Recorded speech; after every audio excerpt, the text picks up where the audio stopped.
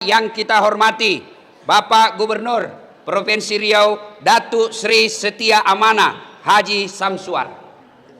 Yang kita hormati dengan penuh kehormatan Bapak Kapolda Provinsi Riau, Bapak Inspektur Jenderal. Kau tahu Inspektur Jenderal, Dek? Ah, tahu? 2 bintang. Tapi calon pensiun juga.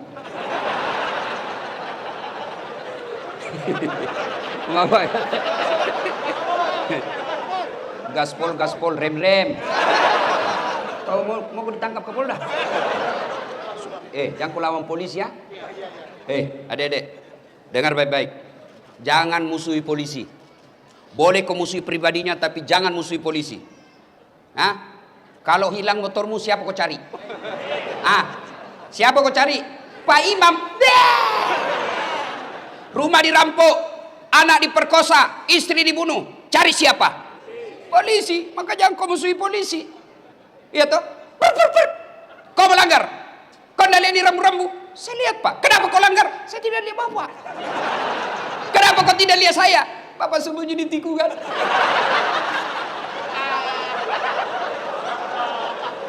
Itu polisi film India.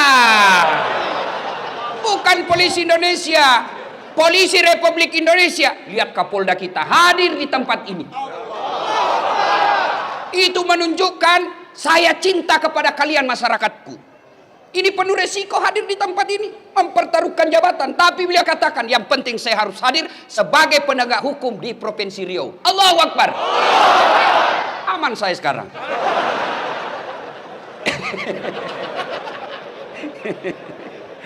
Inspektur Jenderal Polisi Bapak Agung Setia Imam Effendi, yang kemudian semua saya cintai karena Allah Subhanahu wa taala. Saya tidak sebut satu demi satu, di samping karena keterbatasan waktu, juga yang sejujurnya saya tidak hafal namanya Bapak. Kita dengar. Satu, saya mau tanya dan saya kasih hadiah. Siapa yang tahu anak bungsunya Nabi?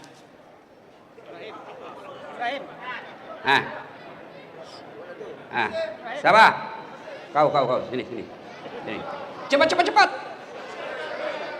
Cepat. Ya. Cepat. Sebelum kau jawab, ada passwordnya. Siapa namanya anak pertamanya Kapolda? Belum tahu. Oke. Kalau begitu, siapa nama anak bungsunya Rasulullah? Fatimah Zahra. Aduh, sudah kencang salah lagi. Tapi tidak apa-apa, daripada kau malu diambil YouTube, tetap dapat 100. Ibu bapak, saudara-saudara sekalian, nama anak Nabi yang bungsu, siapa namanya? Gimana kau meneladani Nabi? Anak Nabi kamu tidak ngerti. Ibu saya dulu memperkenalkan sejarah Nabi, karena saya anak-anak waktu itu, anak-anak senang lagu, dia perkenalkan melalui lagu. Pada zaman dahulu kala, pada zaman jahiliyah. Satu informasi, zaman jahiliyah. Zaman dahulu kan banyak, ada zaman batu. Ini zaman apa? Zaman jahiliyah. Saya tanya, kenapa zaman jahiliyah, Mak? Dia lanjut lagi lagunya. Lahirlah seorang Rasul yang terakhir dan mulia. Berarti Nabi terakhir. Saya tanya, siapa namanya, Mak? Nabi Muhammad namanya. Ibunya siapa? Siti Aminah ibunya. Bapaknya siapa? Abdullah nama ayahnya. Di mana tinggal? Pekanbaru atau Makassar? Madinah tempat tinggalnya. Terus kenapa lagi, Mak? Setelah dewasa diangkat menjadi Rasul. Siapa yang angkat? Pak Kapolda atau Pak Gubernur? Oleh Allah yang kuasa. Allah itu siapa, Mak? Pencipta alam semesta. Itu lagunya ibu-ibu dulu. Belum ada BKMT, belum ada majelis taklim, tapi bisa memperkenalkan sejarah Nabi dengan lagu yang diajarkan ke anaknya. Lagu ibu-ibu dulu. Sekarang lagu ibu-ibu apa? Putar ke kiri nona, putarlah ke kiri, ke kanan, beleng-beleng. Ada kiri kanan. Coba. Lagunya anaknya lagu Po ami belalang kupu-kupu, siang makan nasi, kalau malam minum susu. Mana ada kupu-kupu makan nasi? Hoax. Bohong-bohong. Nah, kenalkan Nabi melalui lagu. Itu ibu saya. Sekarang saya tambah lagu itu. Anak-anak Nabi ada 7 orang, 3 laki-laki, 4 perempuan. Pertama Qasim, Abdullah, Ibrahim, Zainab, Ruqayyah, Ummu Kalsum, Fatimah. Ibunya bernama Siti Aminah, ayahnya bernama Abdullah, kakeknya bernama Abdul Muthalib, pamannya bernama Abu Thalib. Baru kau tahu tuh anaknya Nabi 7 dari lagu ini. Hikmah pertama, jadilah rahmatan lil alamin. Saudaraku, adik-adik remaja yang baru belajar agama, bagus girahmu belajar agama, tapi jangan taklid, jangan terfokus pada satu guru saja, kau tidak mau dengar guru yang lain. Maka sampai sekarang Pak Gubernur, saya tidak mau kalau ada yang membuat komunitas sahabat Das'at Latif, saya tolak. Kenapa? Kalau ada sahabat Das'at Latif berarti ada yang bukan sahabat saya. Kalian semua sahabat saya, non muslim pun sahabat saya. Dulu waktu saya kecil, kalau orang berbeda di masjid tidak ada ribut. Allahu Akbar. Subuh kunut, yang satu tidak kunut, yang satu kunut, yang di samping saya tidak kunut, saya tidak ribut. Saya cuma bilang dalam hati, oh Muhammadiyah. Selesai. Maka adik-adik sekalian, ketika kau mendapat konten-konten dakwah, apalagi yang di Instagram, yang 1 menit, 2 menit, kan tidak punya waktu untuk membahasnya secara detail, maka jangan kau berpendapat itu yang berbeda salah. Tidak. 2. Pak Gubernur, jadilah yang rahmatan lil alamin. Sudah pilgub selesai. Jangan ada dendam politik di pemerintah provinsi. Dulu pegawai kita yang tidak mendukung Pak Gub, biarkan dia dengan tidak dukungannya, tapi jangan dendam dan mutasi jauh-jauh ke sana.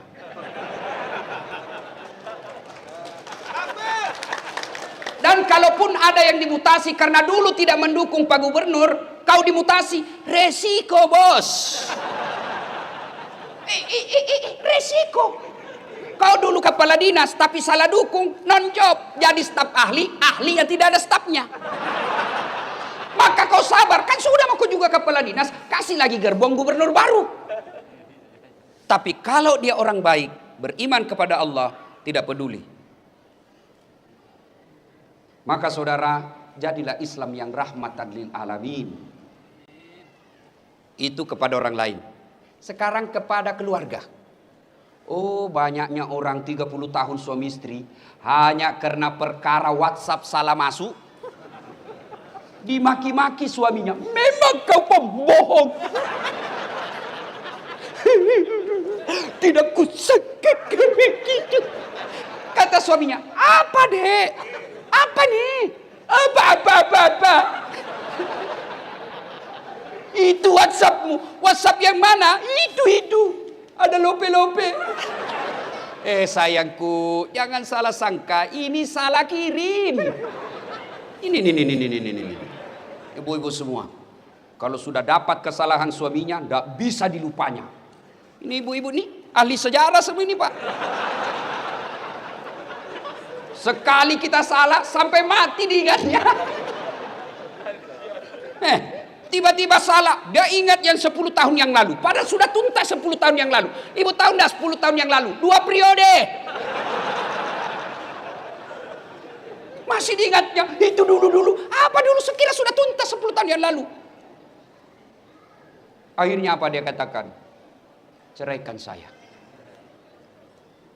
Sudah punya anak 3. Berdarah-darah suami membangun rumah tangga, bikin rumah. Cicil bertahun-tahun. Dibelikan mobil, dicicil bertahun-tahun. Lalu hanya karena WhatsApp tak kirim, dia lupa semua kebaikan suaminya. Ingat, dalam Islam tidak kita kenal kemarau setahun hilang oleh hujan sehari. Islam adalah agama pemaaf. Bagaimana kita mau menjadi rahmatan lil alamin bagi orang lain? Bagaimana kita mau memaafkan teman kerja? Bagaimana kita memaafkan tetangga kalau sama pasangan kita aja kita tidak punya rasa pemaaf? Maafkan. Salah suami, maafkan. Kalau tidak mau maafkan, ingat lagi anak-anak kita yang sudah pada mulai gadis. Tidak bisa saya maafkan Ustaz. Sakit hatiku, dendam sekali saya Ustaz. Bukan dengan cara mempermalukannya, tapi mintalah pisah dengan baik-baik. Bu, Uy, mau masuk surga dengan gampang? Mau? Mau? Suruh suami kawin lagi.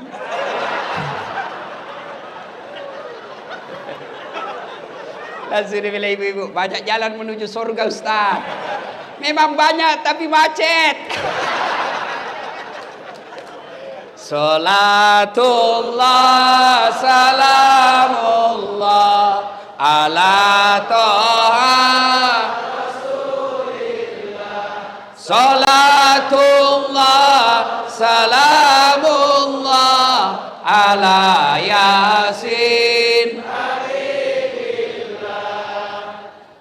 Poin kedua, Rasulullah Sallallahu Alaihi Wasallam suatu ketika ke masjid. Sampai di masjid dibuka sendalnya. Ada sahabat dia lihati sendalnya Nabi. Dalam hati Nabi, oh dia suka sendalku ini. Dia senang sendal saya. Selesai sholat, Nabi tanya, kau tahu rumahnya si Fulan? Tahu ya Rasul? Yang tadi lihat-lihat sendalnya Nabi. Didatanginya. Assalamualaikum warahmatullahi wabarakatuh. Dari dalam, waalaikumsalam warahmatullahi wabarakatuh. Itu salamnya orang Islam. Jangan kau singkat-singkat. Jangan seperti mahasiswa di Unhas. Saya turun dari mobil, dia bilang saja, Assalamualaikum. Apa Assalamualaikum? Assalamualaikum. Kok kira ini SMS? Standar orang Islam ini, Assalamualaikum. Semoga keselamatan bagimu.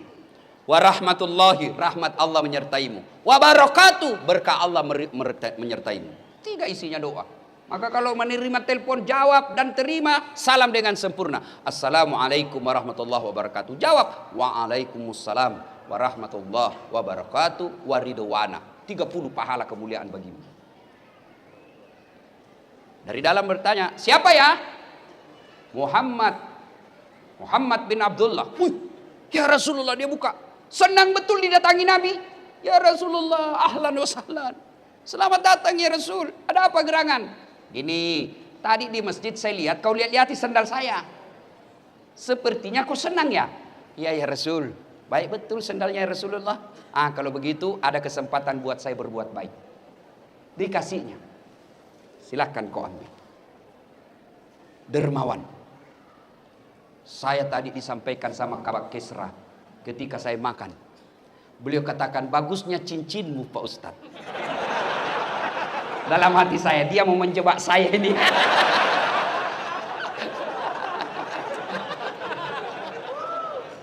Bersedekahlah. Ustadz, kenapa rumah tangga saya kok tidak bisa tenang dalam rumah? Kamu pelit. Orang yang pelit, tidak ada orang senang. Saya tanya, saudara-saudaraku, senang pejabat yang pelit atau dermawan? Dengar Pak Guru. Senang anggota DPR yang pelit atau dermawan? Masya Allah. Senang tetangga yang pelit atau dermawan? Semua senang dermawan. Tidak ada orang suka orang pelit. Bahkan orang pelit sekalipun tidak senang sama orang pelit. Dan kau ke rumahnya pelit betul. Padahal dia juga pelit. Maka bersedekahlah. Ternyata di sini, alhamdulillah, dermawan semua. Alhamdulillah. Ibu-ibu, halo ibu, oi, itu yang pakai cincin berlian. Kalau ibu meninggal, siapa yang pakai cincin berlianmu? Siapa? Anak. Istri kedua. Kawin lagi suamimu. Iyalah, pasti kita kawin lagi. Dia dengarlah istri saya Pak Gub, mamanya cek di rumah. Dia dengar ini ceramah saya. Dan jadi Ustadz, nanti kalau saya meninggal kamu mau kawin lagi. Saya bilang, kau duduk di sini sayangku. Saya peluk-peluk. Lalu saya bilang, sayang dengar baik-baik. Jangankan kau meninggal, kau masih hidup saja ini selalu pikiranku mau kawin lagi.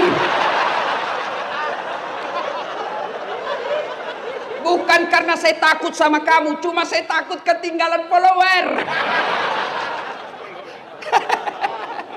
Ayo, ibu-ibu, emas berlian demi Allah, kalau ibu meninggal bukan ahli waris, istri kedua yang punya. Daripada dinikmati istri kedua, mending sedekah. Ayo, sedekahlah.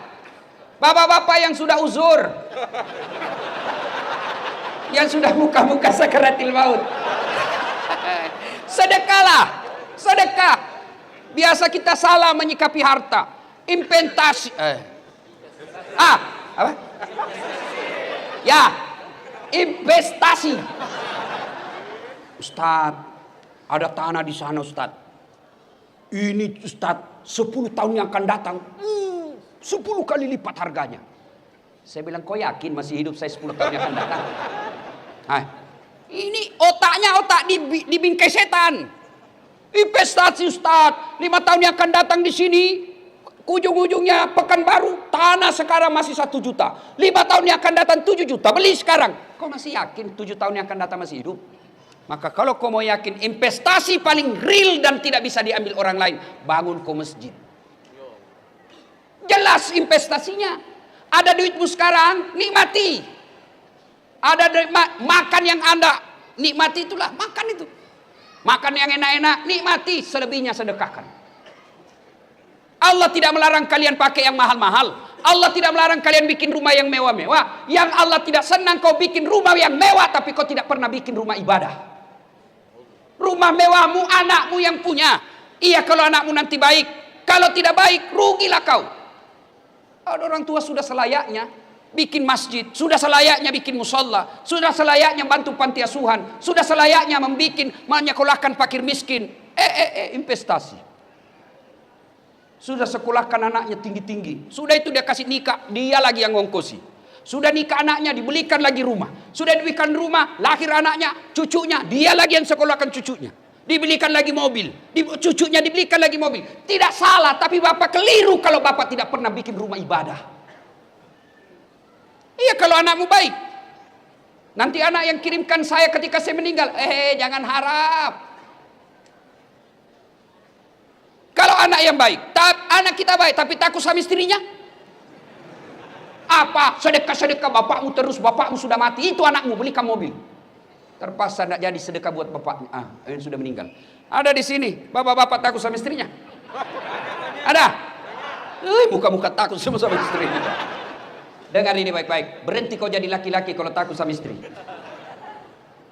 Ngamuk dia Ustadz. Kenapa kalau dia ngamuk? Nangis dia Ustadz. Tidak apa-apa dia nangis.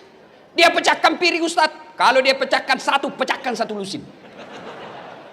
Dia pecahkan semua. Kenapa? Piring gelas boleh dibeli. Harga diri sebagai suami tidak boleh diinjak-injak istri. Takbir. Yang takbir itulah yang takut sama istrinya. Salatullah ala toha rasulillah.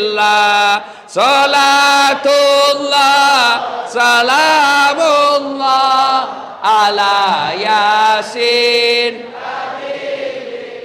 Bapak bantu kita. Pak Kapolda punya anggota dimutasi jauh sekali, pedalaman Riau, tidak ada sinyal, jalan jelek, menderita di sana. Masih ada pilihan? Masih ada pilihan? Masih Pak Jenderal. Apa pilihan? Pensiun dini, tidak ada urusan. Pegawai kantor gubernur salah pilih kemarin, dimutasi nonjol. Tadinya komandan Satpol PP, polisi setengah, kan? Dimutasi. Masih ada pilihan? Masih. Apa pilihan? Tunggu 5 tahun selesai jabatannya. Tidak bisa menunggu. Masih ada pilihan. Apa pilihan? Pensiun. Minta pensiun. Selesai. Saya merantau dari Tanah Bugis ke bumi Lancang Kuning sini. Ternyata tidak bisa cari nafkah dengan baik. Menderita saya di sini. Masih ada pilihan? Apa? Pulang kampung. Masih ada pilihan. Dunia menderita, kamu masih ada pilihan. Tapi dengar saudaraku, demi Allah, demi Allah, begitu kau masuk kubur, senang tidak senang, tinggal kau di situ. Tidak boleh kau keluar lagi. Begitu kau keluar, lari satu kampung pak. Dan pada saat itu tidak ada pilihan. Pilihan yang bisa menolong kita, sedekatun jariyah. Bersedekahlah. Gimana saya mau bersedekah Ustaz? Saya kan orang miskin. Sedekah saudaraku tidak selamanya duit. Sedekahnya Pak Gubernur, jangan kau selalu datang bawa proposal, nanti ditangkap KPK beliau. Apa sedekahnya Gubernur? Bikin perda yang mensejahterakan rakyat Provinsi Riau. Itu sedekahnya Pak Gubernur. Apa sedekahnya polisi? Jangan kau minta duit sama Kapolda, berapa gajinya? Apa sedekahnya Kapolda? Tertibkan lalu lintas. Potong kepalanya itu anggota yang nakal. Kata Kapolri. Bukan saya, Kapolri. Ayo, sedekahnya polisi bukan dengan dikasihnya duit. Berapa kasihan duitnya gajinya polisi?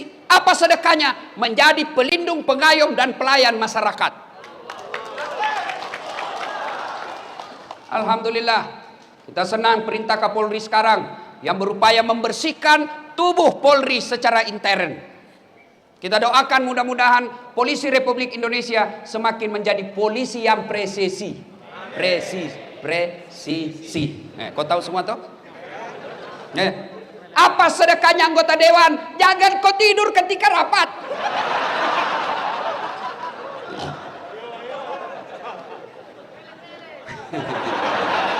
Nakal kau ya. Pak Gu, pernah dengar ceritanya anggota DPR di akhirat? Ya kan? Wow, masuklah ini anggota. Ada penghafal Quran Pak Gu, masuk surga. Begitu masuk surga dilihat, kenapa banyak anggota dewan ini di surga? Di negara saya ditangkapi gara-gara korupsi.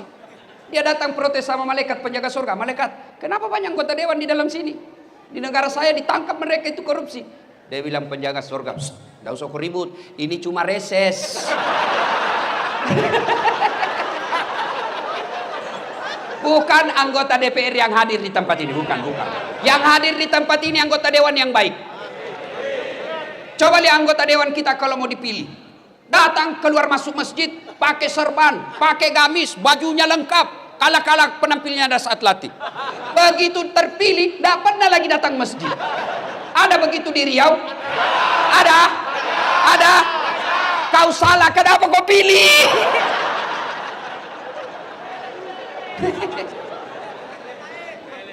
Ada lagi cerita di Pak Gu. Pak Kapolda, beberapa hari yang lalu saya ceramah di depan Pak Presiden di Kalimantan Selatan.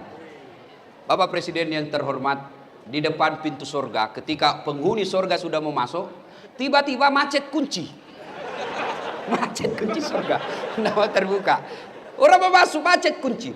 Malaikat coba, tidak bisa terbuka. Akhirnya malaikat balik. Ada yang bisa perbaiki kunci? Maju orang pertama, Ajinomoto, orang Jepang. Saya bisa perbaiki, cuma saya minta ongkos 3 juta. Untuk apa 3 juta? 2 juta pergantian barang rusak, 1 juta biaya kerja. Oh begitu. Oh berdiri orang kedua, George, Amerika. Saya bisa lebih hebat dari dia, cuma saya minta agak lebih sedikit. Kata malaikat, berapa? 5 juta mas bro. Untuk apa 5 juta?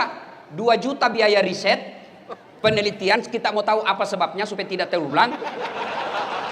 2 juta lagi pergantian barang yang rusak, 1 juta saja biaya kerja. Oh begitu. Maju orang ketiga. Saya bisa lebih hebat dari ini, lebih jago saya dari ini 2. Siapa kamu? Broker.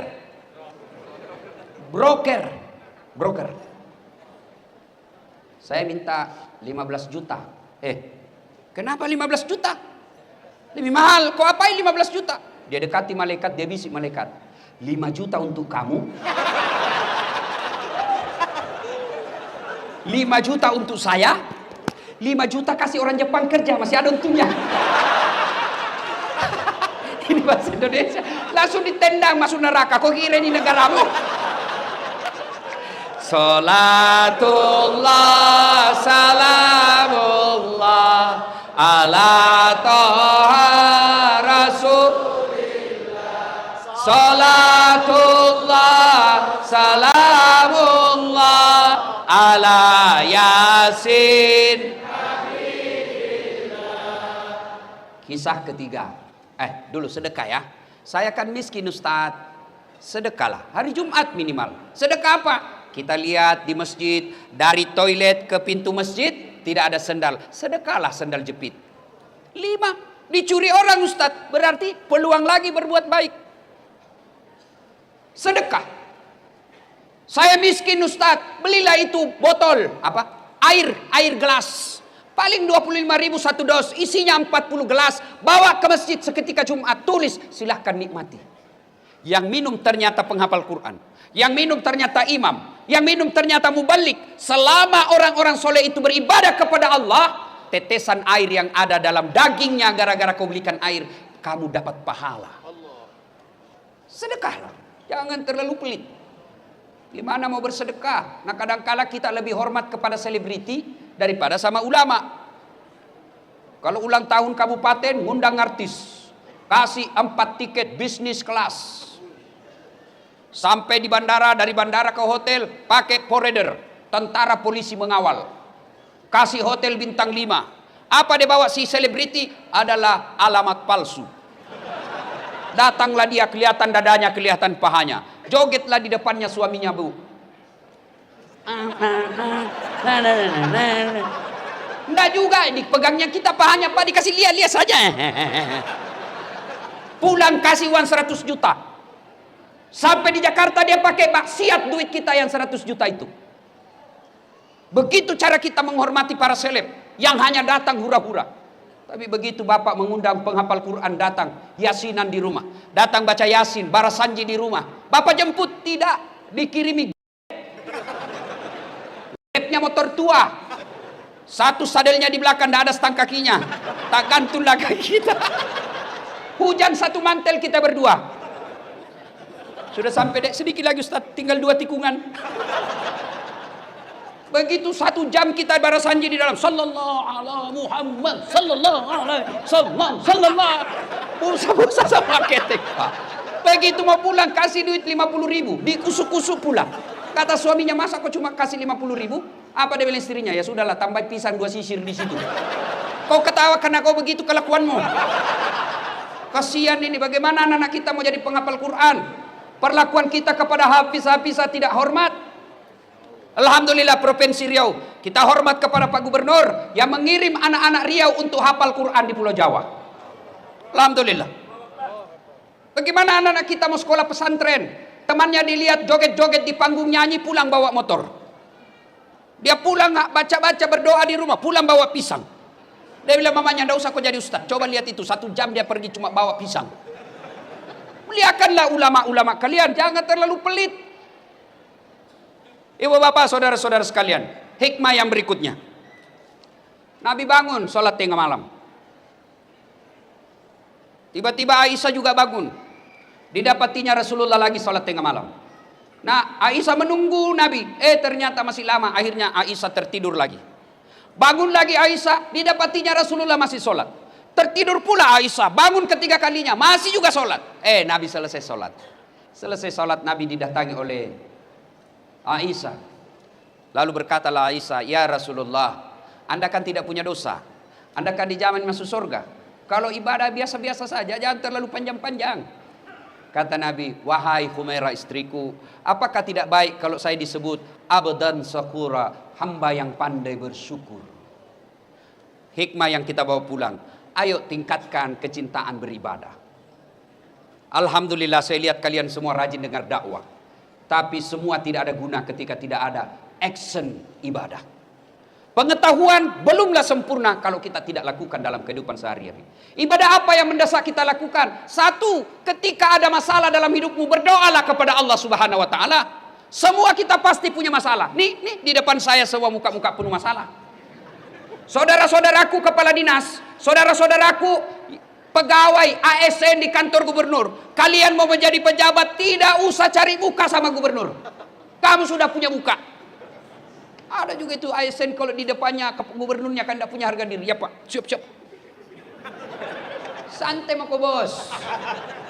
Biar gubernur senang sama kamu, kalau istrinya gubernur tidak senang, tidak jalan kamu.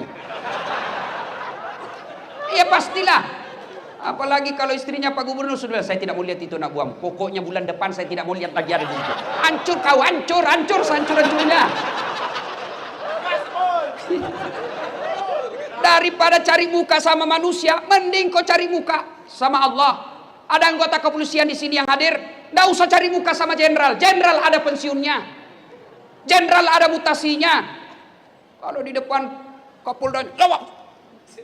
Mana ada anggota yang tidak takut sama Kapolda? Kira-kira kalau Pak Kapolda panggil ajudan, itu ajudan biar lagi tidur langsung lompat. Siap komandan. Coba. Sehebat-hebatnya Kapolda pasti takut juga sama istri. Mana ada polisi tidak takut sama istrinya? Nggak ada orang jago depan istri Pak, termasuk Dasat Latif. Itu polisi, dia bilang polisi teman saya, sebenarnya kami ini Ustadz tidak takut sama istri, cuma istri selalu melapor sama istrinya komandan, dan komandan juga takut sama istrinya. Daripada kalian cari muka sama gubernurmu, cari muka sama kapoldamu, sama danremmu, sama sekdamu, lebih baik kau cari muka kepada Allah. Gimana caranya? Berdoalah kepada Allah. Minta kepada Allah. Kalau Allah yang kabulkan doamu, tidak ada artinya kekuatan manusia. Saudaraku, kau mau sarjana, sudah sarjana mau cari kerja, jangan nyogok. Kau demo kiri kanan, jangan korupsi. Begitu kau sarjana mau jadi pegawai, kau nyogok. Apa hebatnya pegawai negeri? Nyogok kalian 100 juta mau jadi polisi, sampai 300 juta. Sampai pensiun kau tidak bisa kembalikan uangmu itu. Mana ada pegawai negeri tidak ada utangnya di koperasi? Tunjukkan saya. Kenapa kau tahu? Saya juga pegawai negeri. Udahlah.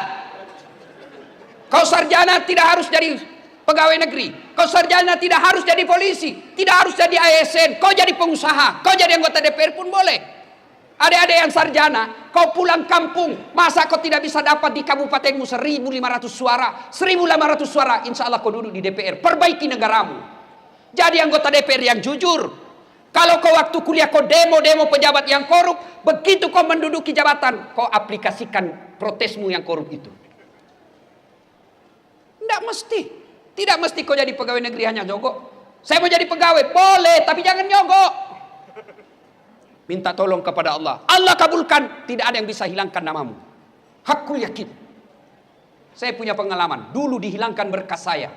Alhamdulillah. Terpilih juga kalau Allah yang mau.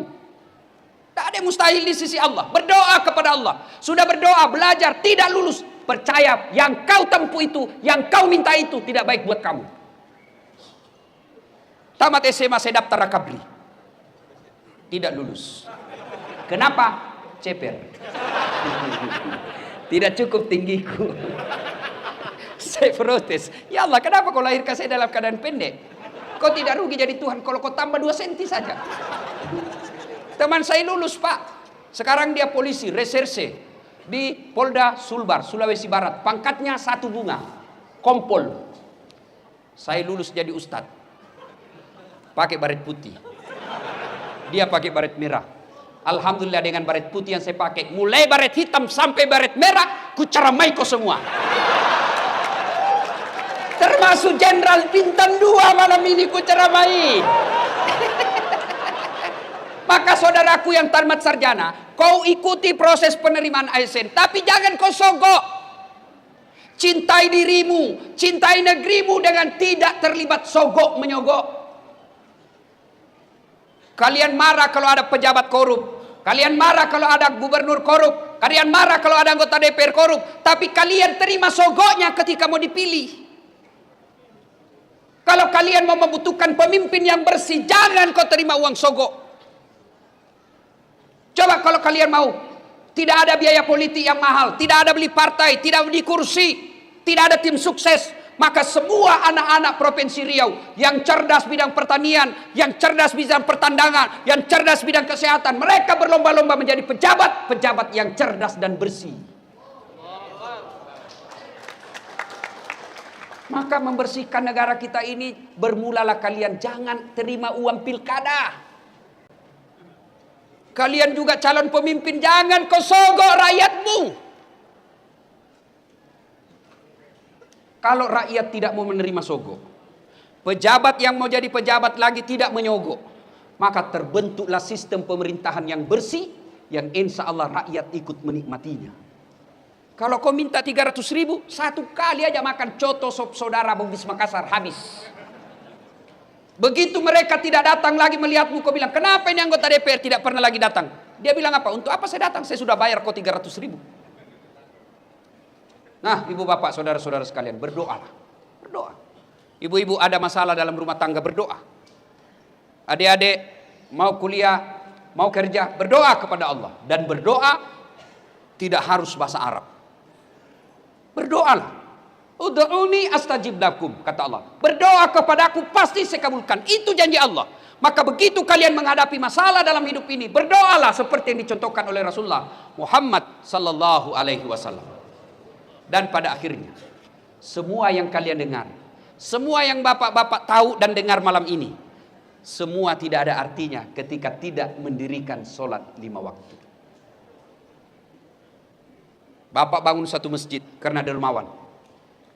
Bapak sabar dalam rumah tangga, sabar menghadapi istri, tapi tidak sholat, semua kebaikan-kebaikan itu tidak ada gunanya. Puncak kemaksiatan kita kepada Allah adalah melalaikan sholat. Dan puncak penghambaan kita kepada Allah adalah sholat.